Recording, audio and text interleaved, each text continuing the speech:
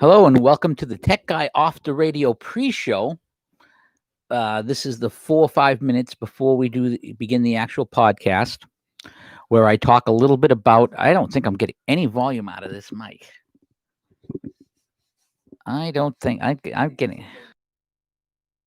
I'm testing. All right, the mic seems a little soft. I don't know if that's a problem here. Let me take. Yeah, Brave Browser is using my microphone. Yeah, it should be. Well, I normally don't use Brave Browser. That could be the reason. Normally I open this up in a different browser, so we'll see how it goes. If you're listening, and I see we already have some people who've jumped in, tell me in chat if you're hearing me all right or not, because that's what the pre-show is for, to make sure there are no bugs in the system before we begin. So if you're not hearing me properly, I need to know about it now, because I'm looking at my volume thing, and it's not all. It doesn't look like it's all that high. But before anything else, you're going to notice the background's a little different. There's a different couch. Our old couch had died. We were looking at couches. They were like $800 or $900, a lot of money for a couch. And on the way home from, my wife was picking up some soil. My wife's, in addition to quilting, she's into gardening. And we were passing by what's called the Restore. It's basically a Habitat for Humanity. It has its own, sort of like the Salvation Army, where they have used stuff. And I said, well, why don't you go inside and check, and maybe they have a couch. She saw this thing, sat on it, and said, mine. Now, I was actually a little under the weather, as you'll remember from last week. So I basically sat in the car. She said, come in the car. I said, well, I'm not, no, come in the car, at least be with me. And, you want to be with your wife. I mean, that's part of being married. In fact, I'm finishing the very last of my chapter of the book that's coming out. I should be finished this week with it. And it talks about some of those type of things that are going on. Well, when it comes down to it, you want to be with it. Well, she sat on the thing and said, that's it. We're getting this couch. We got it for like $150. And yeah, it's got a couple of nicks and bruises, but boy, is this thing comfortable.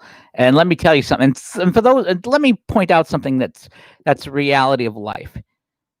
If you buy a couch new or something new, it's gonna be nicked pretty soon, anyways. So if it's got a nick or two here, who cares? Who cares? And maybe it's because I'm, Depression era parents. My parents were born in 21 and 24, as I've mentioned before. So maybe my perspective on that is a little bit different than people who always want to buy new. But this is comfortable, and it actually makes a nice background. I think I like the color. I think the color matches the paneling. My wife hates paneling. I grew up on paneling. My wife hates paneling. So I'm basically been told, you're allowed paneling in one room. So this room, the paneling stayed. Every other room, my wife got rid of the paneling. She doesn't like paneling. But it's a very nice couch. I think it makes a very nice background, and that's why I'm kind of leaning back, because it is comfortable. I like comfortable, and I'm feeling. And for those of you who asked, I'm feeling so much better than last week. Last week, I was just down for the count.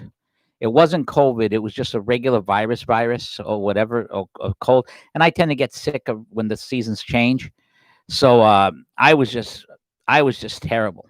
I know last week's podcast probably wasn't up to the quality that we normally do because of I was feeling ill. And I do want to thank those of you who were wishing me well and offering me prayers and so forth.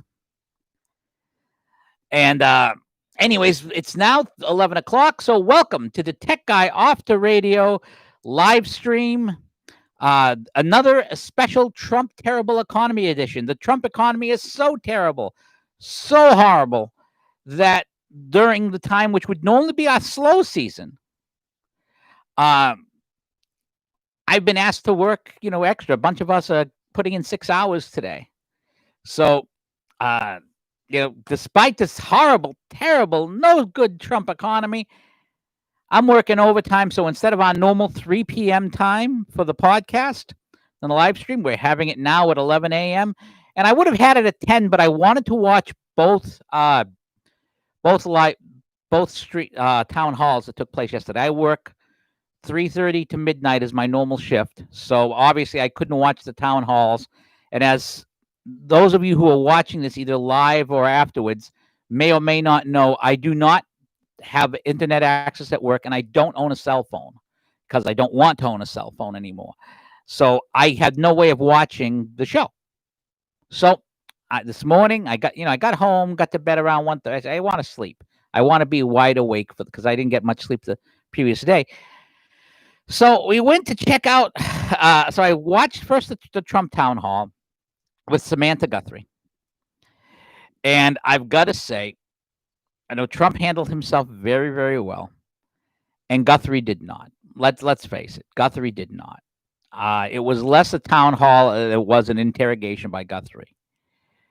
They didn't do much of the question. Didn't give people the chance to ask questions as much as the other town. And again, I'm comparing them at this point, and I shouldn't. I want to touch on both of them at once. It was all about competitor, all about I got to get Trump. I'm going to get Trump. I'm going to get Trump. And members of the media were very complimentary about her trying to get Trump. Well, members of the public were not so much. In fact, my wife, who was listening to us, she was in the same room while I was playing the podcasts, and she just ended up calling NBC and complaining because she thought it was terrible the way she didn't let him finish up going. I mean, it wasn't so much a town hall as it was an interrogation, and it didn't bother me all that. I mean, it bothered her, and it bothered her because although she's getting one of the things that the left has managed to do is help politicize my wife. I used to talk about politics, and she didn't care. She didn't want to hear about it. And now she hears about things before me because now she's interested. Now it's reached the point where they've gone so crazy on this stuff that my wife is just, she can't stand it. So she's now following this stuff. So she became a very animated voter. She was always a voter, but now she's very animated about it. So, but I'm not as upset about it strictly because I don't expect better. And, I'm seeing the various critiques and sometimes the critiques I hear about this stuff. I mean, yeah, it's true. And it's important to make them. It's important to point out that these guys are not fair, that these guys are not playing, they're not playing by Hoyle. But any member of the GOP who thinks that the left is going to play, and the left media is going to play by Hoyle, is an idiot. And one of the big differences between Donald Trump and his prior GOP guys is Trump not only knows that they're not playing by Hoyle, but he doesn't pretend that they are. He doesn't try and raise above and pretend that he calls them out. And I think there's great strength in calling out these people. I think that when you call out the media, when you call out these folks for being what they are, it makes a difference. Because one of the things that we've seen a lot of as the left has gone more and more towards Marxism is the desire to shut people up. You can't say this, you can't say that. One of the more refreshing things about Donald Trump is that he will say things that everybody knows, but people are not supposed to say. And there's nothing worse than having truth and not being able to say it. It's just a terrible thing.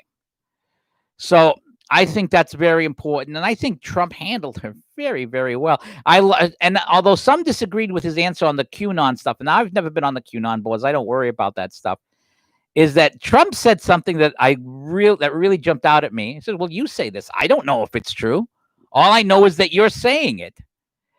And this is one of and I never forget, back 4 years ago, I think it was Jack Prosek was being interviewed by 60 Minutes. And he brought up the Hillary question concerning her health. He said, well, the campaign, and he said, well, the campaign, she said she was all right. And he said, why would you trust the campaign? And I thought that was such an important statement because it perfectly encapsulated the way the left thinks. If a leftist says it, it's gospel. And if it's so, they don't bother to question it. And I think it's totally and utterly ridiculous. And the fact that we're at this point, and the fact that he calls them out for this, is so important. So Trump basically batted things around, and it didn't seem to me that there weren't a whole lot of friendly questions to Trump. It was it was a very challenging thing, and even the Trump supporters, so to speak, all seemed to be coming in with stuff that was, well, what's wrong with you? This it reminded me. The first time I questioned Donald Trump at a news conference. It was like every other question before mine was basically, why do you suck? Why do the Republicans suck? And what are you going to do about the fact that you and the Republicans suck? Every question from the media was like this. I mean, that's just the way it was. And it looked to me like that the questions were basically that. I mean, the media could have written a lot of these questions. And that's the way it was played. And again, Trump was just boom, boom, boom. And let's not forget that Trump had come off of doing a big rally before that. I'm telling you right now that it's good. This is good. This is bad news for these guys, because Trump looked like he was full of energy. But more importantly than full of energy, he looked like he was willing to fight. And there's a big contrast here. Now I'm going to go, especially when you consider the Biden town hall. Now, the Biden town hall was a complete contrast. Now, there was one thing that was done better in just terms of format. And the thing that was done better was that Stephanopoulos didn't question Biden. He would let the people in the audience ask questions. And Biden got a couple of challenging questions from the audience. He got a fair amount of softballs, but he got some challenging questions from the audience. Nothing on the Hunter Biden thing, which doesn't surprise me because it's been because it's been suppressed. But the people were allowed to ask their questions. Some of them did a little bit of speech making beforehand, but that's the nature of people. But they were allowed to ask the questions. Biden was allowed to answer the questions, and then Stephanopoulos would ask a question or two based on those questions. That was a much better format, and it was designed to be that format in order to help Joe Biden get to the finish line. This event was all about, and you could see the difference. And one of the things that hurts, this is one of the reasons why the media did not want these two things taking place at the same time, because it not only did it illustrate the difference in how the media plays this, but it illustrated the difference between Biden and Trump in the sense that Trump had energy and Biden was given softballs. And you could also see Biden over the course of the event get weaker and weaker. Not so much his answers. Some of his answers were pretty good. There was one good thing I want to particularly point out and one totally disqualifying thing that I'm going to point out in a few seconds. But I think that Biden, you could see him declining. And remember, Biden was under no pressure here. There was not a lot of pressure on Joe Biden. I don't know if you want to think. Oh, he's making Trump signs. All right. I mean, if you want to sit down and do the podcast with me, you're welcome. But I mean, if you got to say something, say something. This is a no frills podcast. For those of you who are here, this is what I call a no frills podcast. I don't have a studio. I don't have this. I have my laptop. I have my mic. I have it plugged in. We do the show. This isn't my syndicated talk show that I did years ago. It's just me, the laptop, and whoever cares to watch. If we get a lot of people, great. If we don't get a lot of people, that's life. That's how you build it as best you can. But Biden was declining, and you could see it, and there were long breaks. The ABC breaks were long. So it's almost as if they would take a break and someone must have been behind Biden winding him up, trying to wind him up in between questions. And Biden had the questions that I liked. The answer that I liked, I want to talk about two things that I thought were good that Biden said. One of the things Biden talked about was how the average people build wealth. And this is correct. And this was one of the most, and I think this is why you had so many people who were lower and middle class who were Democrats in the 40s, 50s, and 60s.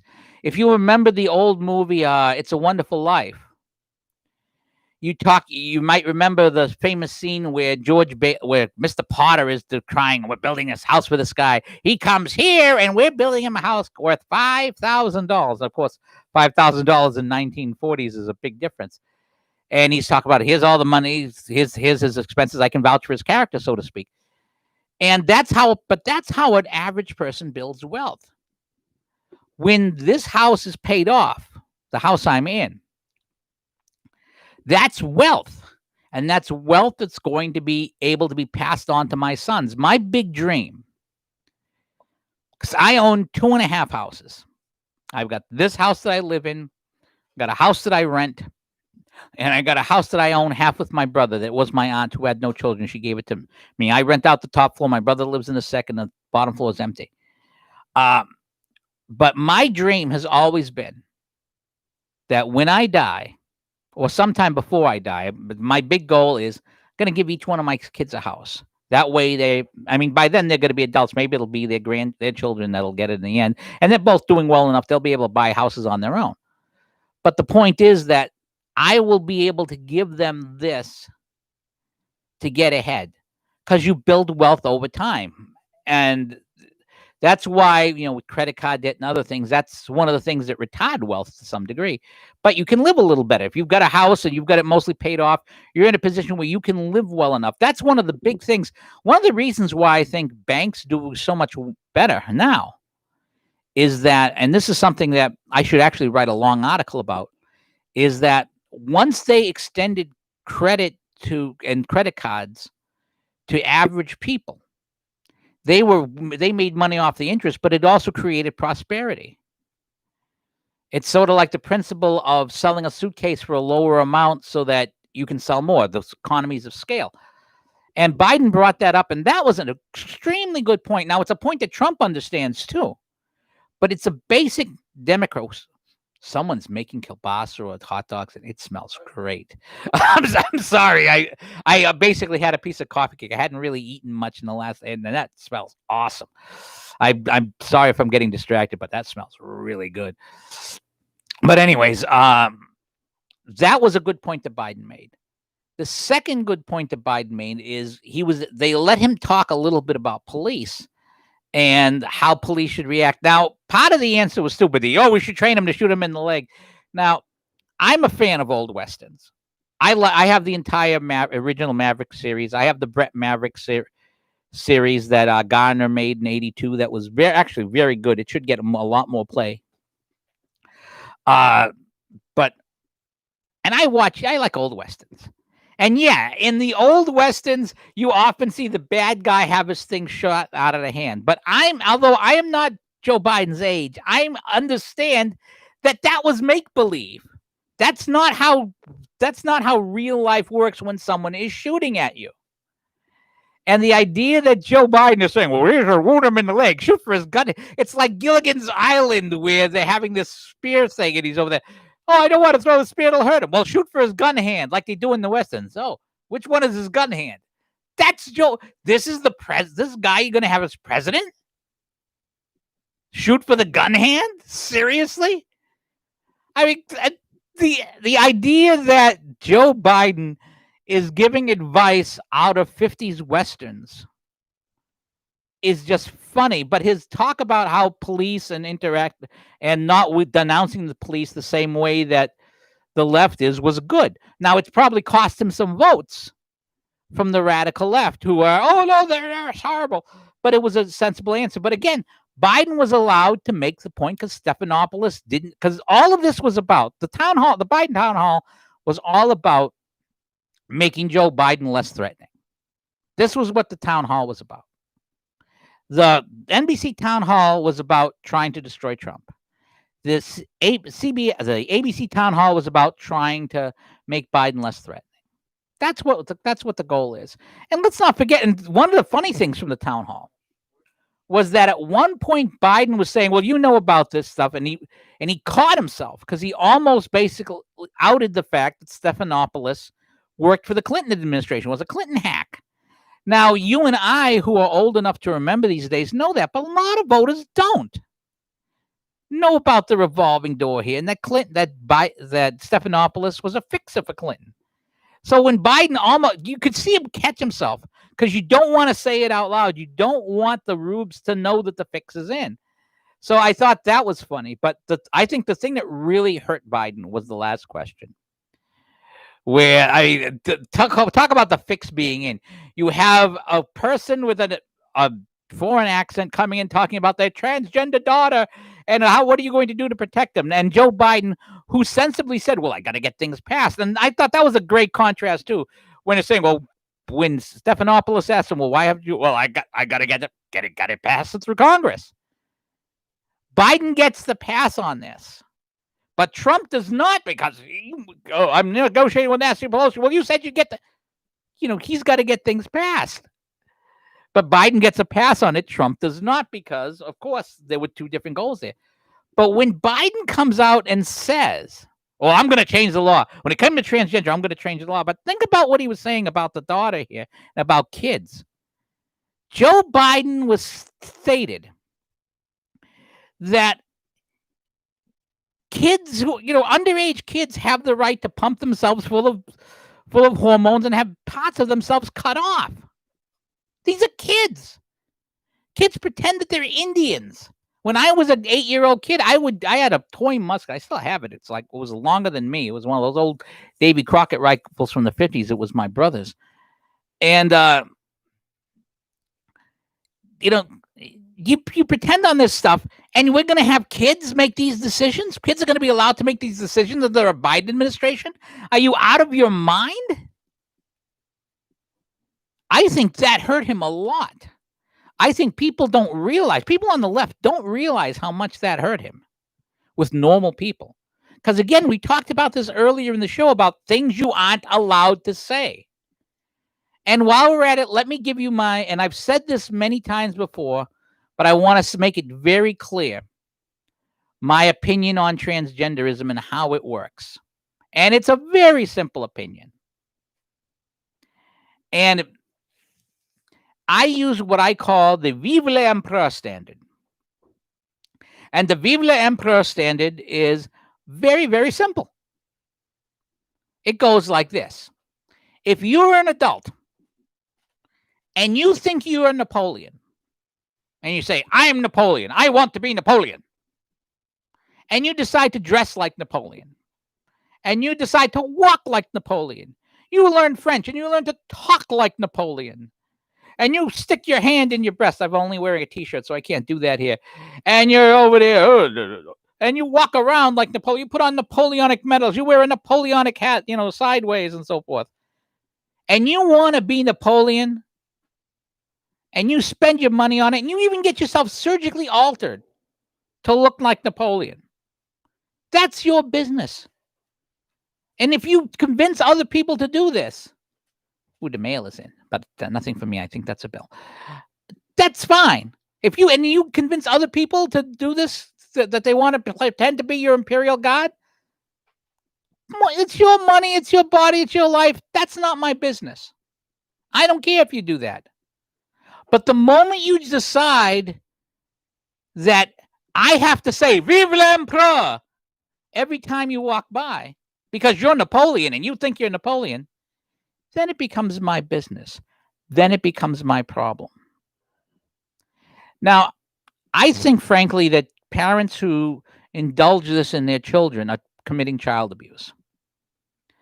And I am very conflicted on this in one respect, in that I believe that it's a parent's right to raise their child as they see fit.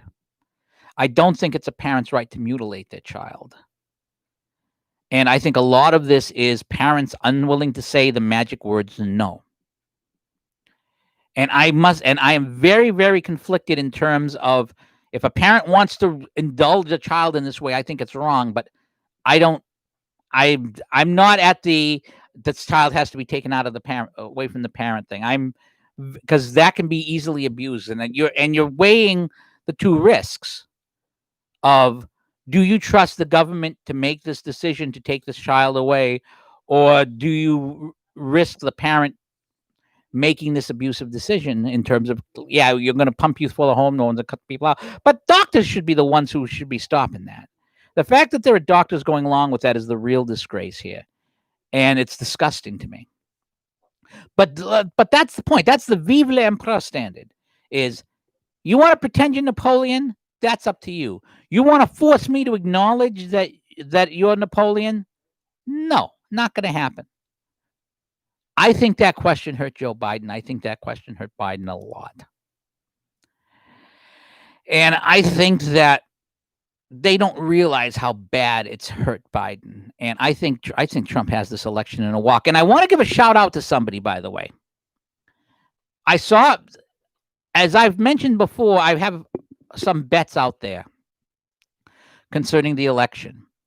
And again, we saw Rick Tyler tweeting out about the polls and how Biden's going to win this and so forth. And again, I put out my thing saying, hey, here's your chance to bet with me. And a fella did. And I accept. In fact, he offered to say, you don't even have to pay if you lose. I say, well, I'll take the bet, but I won't take it under those terms. If I lose, I'll pay. Because then it's not a bet. Then it's charity. It wouldn't be fair. So this guy was willing to bet with straight odds, $100 Trump versus Biden. And so that bets, and I want to give that guy credit for making the bet and standing up for his belief there. And that's cool. And you shouldn't bet money that you don't have. And I'm actually $100 over what I really should be betting. But I'm willing. It's an extra $100. We can afford the extra $100, and I'm going to win these bets anyways. Frankly, the real question: if I was independently wealthy, I'd put up one of the houses. Frankly, because it's going to be easy money. But when it comes down to it, over and over again, the leftists aren't willing to back this stuff up. This guy backed it up. He's probably $100 is nothing to him, but it's something to me, which is one of the reasons why I'm working overtime today.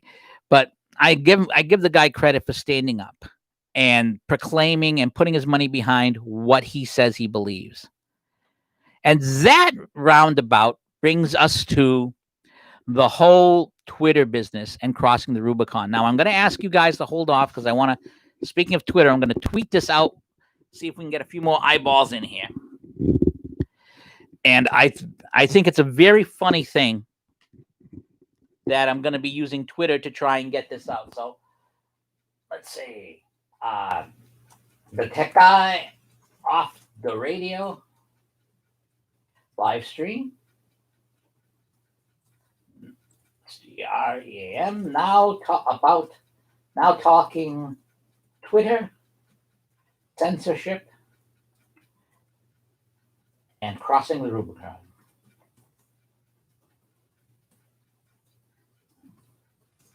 Watch live here. Let's see. Get the link there.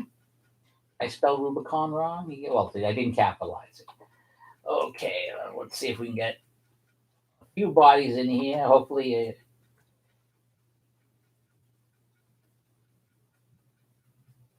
we get a few people deciding to pop in or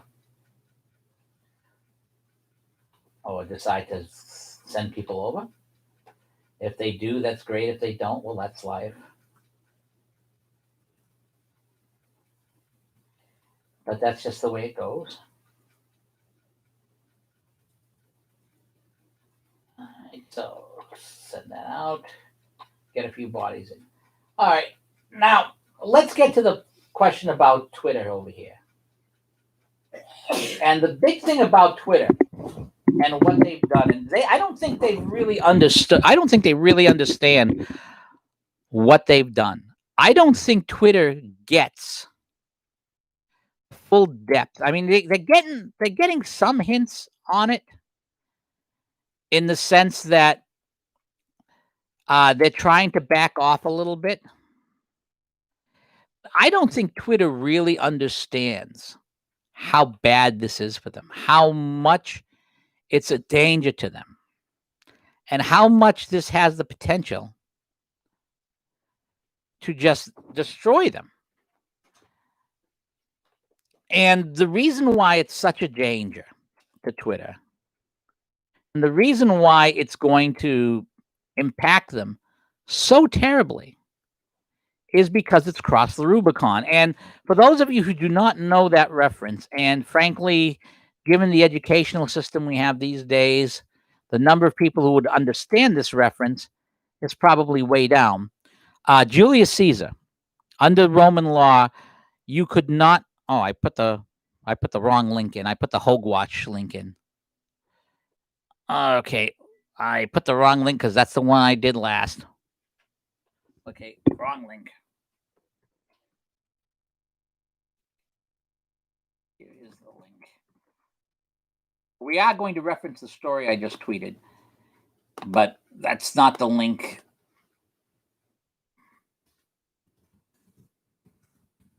What's that?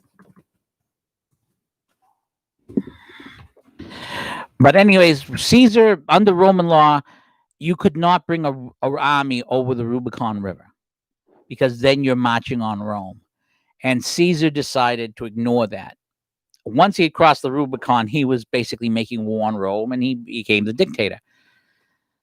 They do not understand that they have crossed the Rubicon. And I'm going to read you my piece on the subject because I think this is an important piece. Because the first thing that these fools have done is they've made themselves the story. I'm going to read you 2 posts of mine. The first one is called, "I'm old enough to remember when people thought Twitter banning Stacey McCain wasn't a test run for this stuff." And a little bit of inside baseball. When Stacey McCain, after Stacey McCain was banned, I still have his account in my tweet deck. I never took it out. And I'm never going to take it out. So every now and then I get user was banned, a big stream of them, and I click those off because I do that as a protest. I know it's a protest that nobody sees but me. But it's important to me to remember that my friend was banned. And not to forget that this is the capricious nature of these people. Now, Jack Dorsey, back in 2016, was denying that he was banning, that he was censoring people. And Stacey McCain wrote at the time that he was banned. He asked the following questions. What is this targeted abuse? What constitutes participating in this behavior? And what are the rules behind it?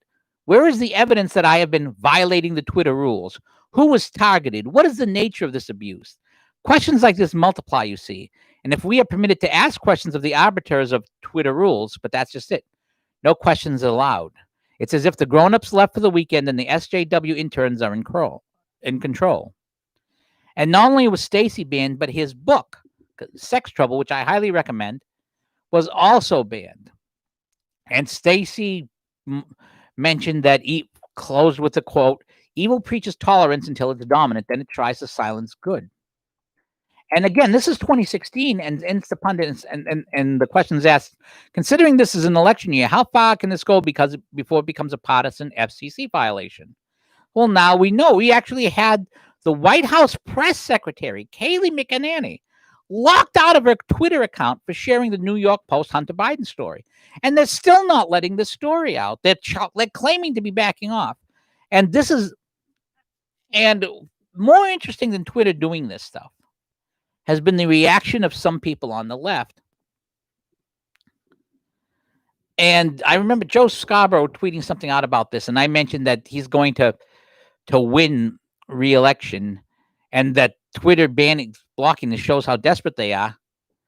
And a person by the name of Mary Skur, and again, you never know who people are on Twitter. You know who I am because you can see me. You know what my face looks like. You know what my beard looks like.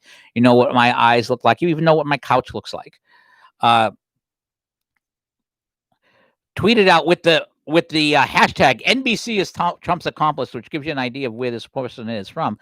No, not desperate, just planned and disciplined. This is disciplined. And I thought that was interesting because her argument was that this is a deliberate attempt to aid the Joe Biden campaign, and you're fine with it because you think it'll help. And this is the left. It's totalitarian, Marxist, and utilitarian. This is how far the left has fallen into Marxism. Americans in America consider this behavior, censoring newspapers, one of the oldest newspapers in the country, continually published, is fine because it helps people. China would be proud. I mean, consider that China, remember during the last debate, China stopped the signal of Vice President Pence because he was calling China out. And I want to get back to the Rubicon business again, because you have to remember something. Donald Trump is a Jacksonian. And for those of you who do not understand, the primary principle of Jacksonianism is the acknowledgement that people are no damn good. People are no damn good. People, by their nature, I mean, as a Catholic, people have a sinful nature. We are fallen creatures. We have sinful nature. But people are no damn good. It's not the nature of people. The people have to be convinced into rightness a lot of times, which is why if you go to church, you see that like the Catholic Church has a 3-year cycle where all the Gospels are done. The lessons repeat because you have to repeat lessons. That's the nature of people. You have to tell your son to throw out the trash over and over again because they don't just do it like that. You have to remind people of the right thing. People have to be taught about right and wrong. People have to learn about it. And Jacksonianism recognizes this fact.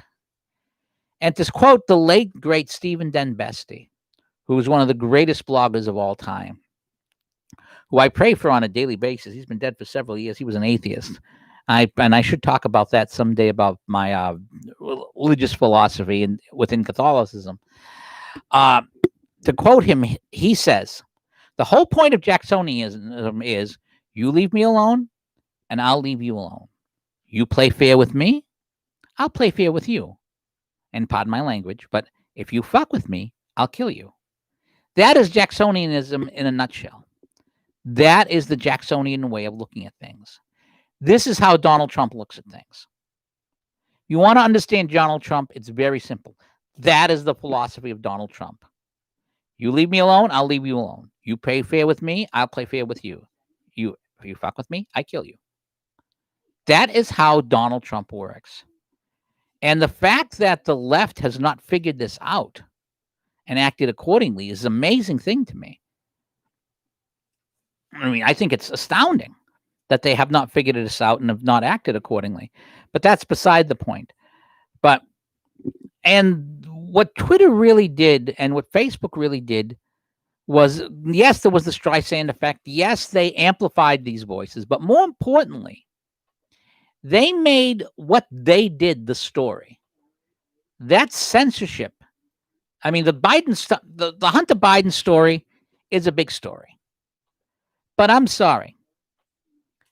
The fact that the Hunter Biden story at the New York Post provides proof of wrongdoing of the VP's son and his knowledge, or even the fact that, as I mentioned earlier in the show, the Democrat hacked George. I'm an unbiased journalist. Sure, I am. Stephanopoulos didn't ask him about the story at the ABC town hall. That's not news. Anyone who followed the career of Joe Biden and anyone who's followed the career of George the Fixer isn't going to be surprised by this. The big story is Twitter and Facebook deciding to cross the Rubicon here. You see, once you've chosen sides publicly, there's no going back. I mean, Twitter started by banning people like Stacey McCain, and then banned Milo Yiannopoulos, and then started banning other people and locking other people. And it's grown. But they've tried to stay away from being, and they keep saying, oh, this was a mistake. This was a mistake. All the mistakes are always in the same direction. But, oh, this is a mistake. Oh, that is a mistake. Oh, we didn't mean to do this. And I'm reminded sort of like, and I'll actually get to the point I was going to make in a few minutes, because it just hit me that it's not appropriate at this time. But they kept going after lower, going to lower after hanging fruit. But now they're banning people. They banned a presidential press secretary for tweeting out a story in a major American newspaper. I mean, you actually had Twitter locking out the official Donald Trump campaign site, the Team Trump campaign site, for posting video clips of Joe Biden lying about never speaking to Hunter about foreign business deals. Now, no, Biden doesn't dispute the authenticity of the docs. They're protecting them from a bad story. And the explanations are not credible. Twitter has crossed the Rubicon. Twitter, no matter how much they're trying to back it off, I find it hilarious. They've not figured out that the retribution they will get from a reelected Donald Trump is not going to change. As far as Trump is concerned, they're the enemy. The only reason why Donald Trump has not quit Twitter is because it's an easy way to get to 25 million people directly. That's the only reason why he hasn't quit Twitter. He isn't staying there because he likes these people. He isn't staying there. It's like going on the NBC town hall. He knew how he was going to be treated. In fact, Jack Prosek had tweeted out after the town hall that Trump had said, boy, she tried. She tried, because that's what they do. He expected it. He doesn't expect better from Twitter. But he expects them to give. But he expects you got to let this stuff come out. And because they didn't, he's going to destroy them. He's going to hit them with Section 230. Now, Twitter's trying to back off from this, and I'm not completely shocked by this because I believe and suspect that this was all authorized by people far below the top levels, guys. It's like a mob guy who does something, and the mob guy the big boss knows to keep his own hands off of it, to keep a buffer. No one ever sees the guy who actually talks. It's like Paulie from Goodfellas. Paulie hated phones. He would always whisper to people because he didn't want anybody to hear what he had to say. No one got to hear him saying X, Y, or Z, except for the person he's directly talking to. But basically this has become Gettysburg for them, and they haven't figured it out. The Great Battle of Gettysburg, the most important disaster in the history of the Democrats, took place because General Robert Rhodes of Heath's division decided even though he was given instructions by General Lee, I do not want to bring upon a major engagement. I don't know where my cavalry is. I don't know where my stuff. Do not bring on a major engagement. Did it anyways. And Lee was forced to commit himself. These people who make the day-by-day decisions brought on this engagement, and they acted, and this is the quote, if you ever read the Hornblower books, in the second Hornblower book in terms of being written, the third Hornblower book, I forget what it's called. The second one is Beat the Quarters. It's the one where he escapes from France. At the beginning of the book, he talks about recognizing... Flying Colors is the name of the book. Great book. You should read all the Hornblower books by C.S. Forster. He talks about the guy the servant of the tyrant, modeling his behavior not on the tyrant himself, but what he thinks the tyrant is. That's what all these lower level apparatchiks are. That's what makes a communist type bureaucracy or any bureaucracy dangerous, is because you have people trying to get ahead by out-Heroding Herod. So these guys are trying to do this stuff. And because of that, because this is what they're doing, it's forced Twitter in a bad situation. They're either have to run, or they commit their entire resources to salvage a victory. Now, Twitter has decided to try and cut and run to some degree. And most of their cutting and running consists of apologizing. It hasn't consisted of not doing these things. And it's very, very funny to hear this stuff. It's very, very funny to watch them try and explain this stuff away. And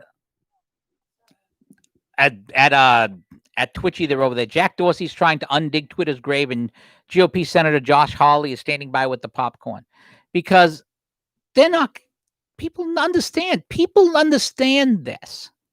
People understand what's going on. People understand the Streisand effect of this. And I want to point out this piece by at Hogwash. I think I already tweeted this out in the chat. In case I didn't, I am going to tweet it in there again so people can find it. It's called Twitter Section 230 and Being a Speaker. There's actually two posts at Hogwash I want to reference here, because I think they were really good. Here's the second one. I'm just tweeting that out now. I'm not tweeting it out. I'm just putting it in there. Blog smoke. Let's see, quote of the day. I'm looking for the other one. Oh, it's called, the first post is called Twitter Doubles Down. And I want to read you these two posts because I think they're very, very, not only are they very good, but I think they're very important. And this is from yesterday, the 15th, which reminds me I have to pay the credit card tomorrow. Here's a tweet from Republicans on the House Judiciary Committee. Twitter has blocked users from tweeting the link to the New York Post story on Hunter Biden, so we put it on our website for you to read and share. And they ended up blocking the Judiciary Committee for a while, and it's which is ridiculous. Here's what you get when you click on the link. Warning, this link may be unsafe. Republicans, Judiciary, House.government. I told you they're all in for censorship. Twitter is now depreciating links to official .gov sites. I mean, that's just ridiculous. That's just totally ridiculous. In fact, there's a third post that came before that. I do want to reference all three of these posts. The first post that led it off was called "They're All In." The left has given up any pretense of fair play for the coming election. They're lying brazenly, and they've pulled out all the stops on internet censorship. The censorship of this morning's Hunter Biden stories from the New York Post by Facebook and Twitter show the left has really reached the point where they feel they must use any means necessary to defeat Donald Trump. In other words, they've crossed the Rubicon. In order to confirm the censorship was happening, I attempted to post a link to the Biden story on Twitter. I was blocked. Then I posted this tweet. Twitter safety, Twitter support. I attempted to post a tweet linking to a New York Post article. The tweet was blocked, labeling the article as potentially harmful. Does Twitter have evidence to support this claim, or is it made with a reckless disregard for truth? Twitter has suspended the New York Post account and suspended or locked the accounts of several people who tried to link the Biden article, including White House Press Secretary Kayleigh McEnany. Twitter responded to users' questions about blocking and suspensions with tweets from Twitter safety containing various exclusives. But while I was typing this post, this tweet from Jack popped up in my timeline. Quote, our communication around the actions on the New York Post article were not great, and blocking URL sharing via a tweet or DM with zero context as to why we're blocking it, unacceptable. Twitter may be feeling some heat, but I'm pessimistic about the ultimate response. Based on my personal experience from having been unjustly banned for truthful reporting, I expect that Twitter will do its damnedest to continue censorship. I was banned for allegedly harassing Brett Kimberlin. I got the William Hoge account back when the false criminal complaint against me dropped for lack of evidence. I suspect that their lawyers figured out that I had an open and shut defamation case against them. The left has pushed all their chips out at the table. If Trump wins the election, I expect the left, including Facebook and Twitter, will go down swinging. Things have gotten ugly. They're about to get uglier. In fact, as I said, they've crossed the Rubicon. And here's the last one. Twitter, Section 230, and being a speaker. Twitter's ham-fisted attempt at censoring the New York Post has blown up in their faces, and I've already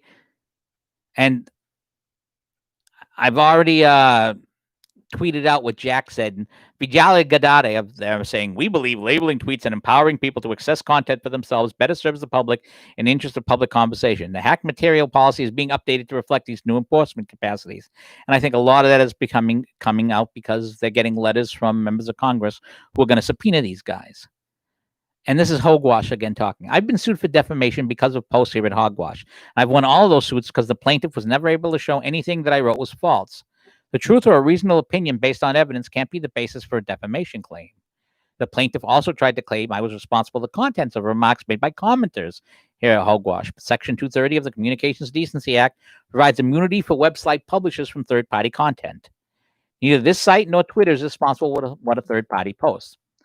However, if Twitter adds context to a tweet or comments on it, Twitter will be responsible for what it posts and could be held responsible for its statements providing such context or commentary.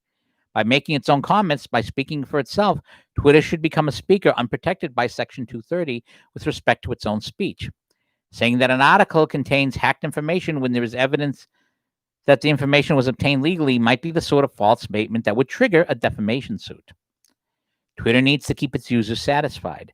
It makes its money by selling ads, and driving users away with unfair censorship policies isn't good for business. OTOH, keeping its users happy may be difficult to operate as a progressive echo chamber. So we've reached a market-based solution to Twitter's unfair treatment of large groups by its users, many of whom have been leaving for Gab and Parler. Section 230 may need some legislative tweaking based on lessons learned since it was enacted in 1996, but the market may pressure more quickly to drive Twitter towards better behavior. Of course, Twitter may think that it's a monopoly that's too big to fail. That's what AOL thought. Things are about to get interesting. And that's what I think is going to happen, because everybody understands, in my opinion, that Twitter is saying is BS. Just like everyone understood that Mr. Scully's arguments about, I was hacked, was BS. And now my biggest claim to fame was through a post concerning Wienergate. During the Wienergate time, I wrote a post called basically Any Old Twitterer Understands What's Going On Here. And I pointed out two things. That the woman that Anthony Weiner was tweeting to was a very small person on Twitter. Weiner followed very few people, which is normal. Basically, large accounts, famous people follow a lot fewer people than are following them. But he followed her, and she they had no associated with them. And Twitter users also understand that the difference between a private message and a tweet that's public is one character that you can easily make the mistake in doing. So when you were seeing the I was hacked business, I wrote a piece saying average people understand this. And that's the problem with Scully. All these people, in fact, some of the same, Carol Tumley. I was researching, because I wrote a piece on this, I was researching Stacey McCain when he this stuff. And McCain mentioned how Karen was so shocked when it turned out that Anthony Weiner had lied and Andrew Breitbart was telling the truth, and how she was deceived. And she did the same thing, the very same thing with this Steve Scully business. And remember, this was the guy who was supposed to be moderating the debate last night. When there was supposed to be a debate, this was the unbiased guy who was supposed to moderate it. And now he's been suspended by C-SPAN because he lied about all this shit. He lied blatantly. Yeah, he didn't hack. He wasn't hacked. No, everybody knew he wasn't hacked. But the media went all in defending him because of the narrative. The narrative must be preserved. And this is why Trump shows them no mercy. They don't deserve mercy. Why would Trump make it easier for people trying to destroy him? Why would he not call him out?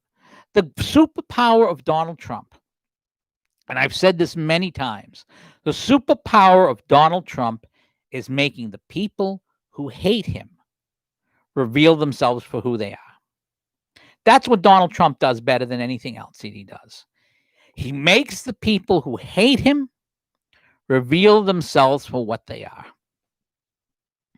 And that's what's happened with Twitter. That's what's happened with Scully. That's what's happened with Facebook. That's what's happened with all of these things. That's what happened with Samantha Guthrie.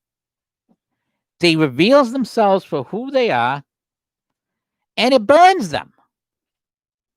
Because when people see these guys as they are, they don't like it. And that's why they don't carry the Trump rallies like they used to. The biggest mistake that the media made, and because they thought that Trump was going to lose, is they carried the Trump rallies in 2016. They carried them air to air because they figured Trump was going to lose anyways. It was great ratings. And yes, it was great ratings. It wasn't a mistake in terms of ratings. It was great ratings for them. In terms of a business decision, it was a fine decision. But in terms of I want to elect Democrats, it was a horrible decision. Because people got to see Trump make his case as he was. Sort of like they did with Joe Biden. Biden was able to make his case. I think he didn't do a good job of making a case. I think he made himself look weak in several points. And that's the last point I want to get to. But people got to see things as they are. And this is the last point I'm going to make, because I know there's Rush Limbaugh starts in about 15 minutes, and anyone who's going to if there's a choice between me and Rush, that's no choice for most people. A president of the United States, if you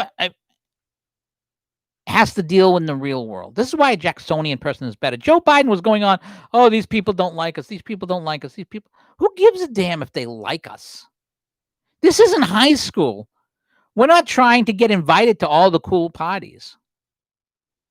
Running a business or running a country is about advancing the best interests of that business and that country. It's about succeeding. It's not a question of people liking you or not liking you. Yeah, there's a lot of people in NATO who don't like Trump. Why? Because he made them pay more for their defense when they were getting off scot-free. Yeah, China doesn't like Trump because he's put them on the spot and is not giving them away trade deals. Yeah, North Korea may or may not like Trump because he called them out. He gave them an opportunity. Hey, I will make this deal with you. And when they fell through, he said, hey, I walk away. He revealed them for the bullshit that they were. The people who don't like Trump, the nations, because he puts them on the spot and advances American interests. And you know what? Politics isn't beanbag and leadership isn't beanbag. Do you want a leader who's tired after an hour, or a leader who, after doing a big rally, comes back and is able to deal with a tough interview and a combative interview? Trump is able to do this. Trump is a strong leader, and he understands the world isn't nice. The world isn't fair. It isn't a question of trying to make the world like us. Joe Biden, well, the world used to like us. News to the world, Joe. You're 74 years old. No, you're 78 years old. So you were born in what, 1942? Actually, why don't I just look it up instead of guessing? I'm declaring something.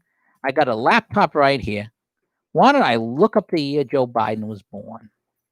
Okay, Joe Biden was born, 1942. You know why the world liked the U.S. in 1952 when you were 10 years old? Why you remember that? Because first of all, we were the only superpower in the world other than Russia and China. Second of all, we had just literally saved the world from Nazism. And now we were saving the world from communism. And now we were paying to rebuild the world. The reason why there was the reason why Europe came back was because the United States paid to rebuild it. It wasn't because they loved America. I mean, people had literally just been saved from America. By America, not from America. They had literally been saved. They would have been dead or enslaved. Of course the world loved America. And of course the world loved American money. And then as their children grew up, they loved the American money. The Germans loved the American money that the troops paid. They loved the rent for having the bases there. They loved the security they had, and because they had the security, they didn't have to worry about it. They lived in, I know I quote Evan saying a lot here, they got to live in the kindergarten of Eden because the United States carried the ball. And Trump is saying, hey, World War II is over. You've got to grow up.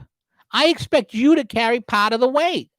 I mean, we'll still do the heavy lifting, but you're gonna pay. So yeah, they're pissed off. They're being made to clean their room. Joe Biden's going to let us be walked. And you know what? He doesn't care if his son gets grease. And this is another thing about Biden here that some people don't understand. I'm actually not as hard on Biden in terms of some of this corruption for one reason. Because Joe Biden entered politics at a time when this stuff was normal. Joe Biden understood that politics was about greasing yourself for a lot of people. I never forget, and I've mentioned this before, but I'm going to mention it again, that I was interviewing it's an Alabama politician. And he had been, I'm not going to tell you who the politician was. You probably don't know him. He had a brief boomlet. And he was talking about when he first got into the business, how an old hand said, just remember this. This is all about you making your living. If you can do something a little good for the people while you're at it, that's fine. But this is all about, this is how you're going to make your living and and take care of yourself. And that's how Joe Biden thinks of this stuff. Of course, he's got his sons greased. Now, yeah, he has a couple of sons. Yeah, he has a son who's an addict. Yeah, that's a tough thing. And I don't, sometimes your children are going to turn out bad. Thank God that my children have turned out well. But the thing about Biden is, it's one thing to have a son who's turned bad and has problems. It's another thing to have him get greased by foreign governments and getting a cut. It's another thing to use your influence as vice president to get him greased. That's a problem. Biden thinks this is okay, and it wasn't okay at the time, but it was done. And it was not talked about. It was corruption, but it was corruption that nobody discussed. And Biden cannot for the life of him figure out why it's a problem now. Because he hasn't figured out that it's like Biden's like Bill Cosby in that regard. And in fact, I gotta mention this. If you have not, to give you an idea of the difference between how things are being treated, go and do a search of Opera Man on YouTube. Adam Sandler came back and guest hosted Saturday Night Live. He did his Opera Man skit. And they had this whole thing about Joe Biden. In Opera Man, the whole skit is he sings little funny songs based on opera music. And he's showing pictures of Biden sniffing people. He's over to gropa, sniffer, young or older, make no differ. And it's hilarious because everyone knows it's the truth about Biden. But you don't see that tweeted and retweeted out a lot, or that little piece of it out there. Because everybody knows it would hurt Biden. They're going to protect him. And if you have to protect this guy from scrutiny, how is he going to function as a president? Now, a little bit of a spoiler. I know that Nancy and company's plan is to get Biden in and then quietly get him out. If somehow Joe Biden wins, and he ain't winning, they ain't going to get him out as easy as he thinks. Biden is incompetent in a lot of ways, but he's a go-for-your-throat guy when it comes down to it. When he was shaking down those Ukrainians, that was a good fella's move. Anybody who thinks Biden is not going to pull out the knives on some of these people who are going to, within the Democratic Party, who want to try and just push him aside, they have no idea. Because those old guys play for keeps. And I don't know if he's still capable of it. I don't know if he has the connections left. But people don't think that they'll get rid of him all that easy. But it's a moot point because Trump's going to clean his clock. And I've put $400 on it. My wife just left so I can say that out loud. So I've got 4 separate bets, $400 on it. I'm confident about collecting at least one of them. I don't know about the others. I mean, this is tweets I've made on Twitter. The difference between me and anyone who knows me knows I'll pay off my bets because that's what I do. But I don't know if these guys are going to pay, and I'm not counting on it. But we'll see.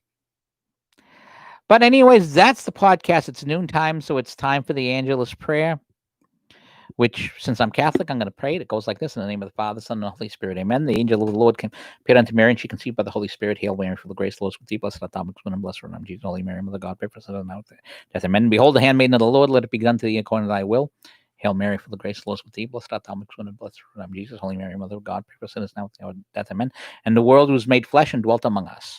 Hail Mary, full of grace, the Lord is with thee. Blessed art thou amongst women, and blessed art thou, Jesus, Holy Mary, Mother of God, pray for us sinners now at the hour of death, amen. Pray for us, the Holy Mother of God, that may be worthy of the promises of Christ. O God, only God has